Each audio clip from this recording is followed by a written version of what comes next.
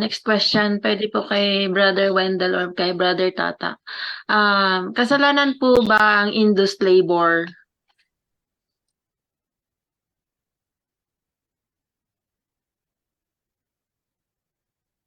Okay, Brother Tata or Brother Wendell?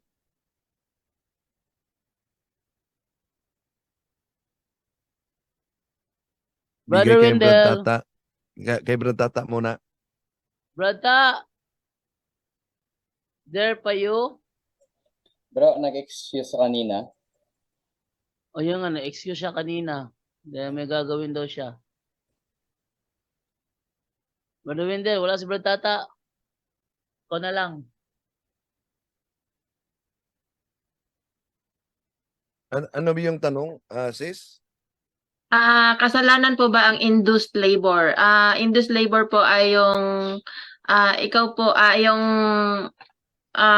mag-asawa po ang mamimili kung kailan ka pwede manganak.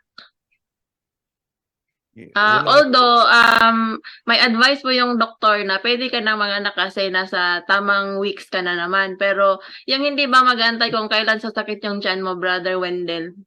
So parang ganon. May Wala. injection po dyan para pumutok yung panubigan.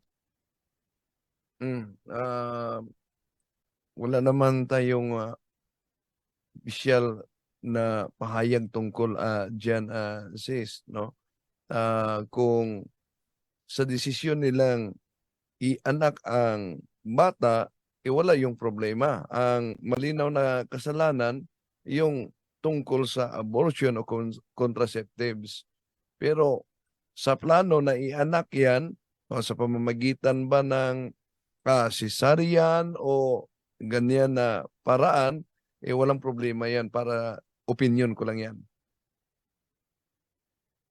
Okay po, Brother Wendell, salamat.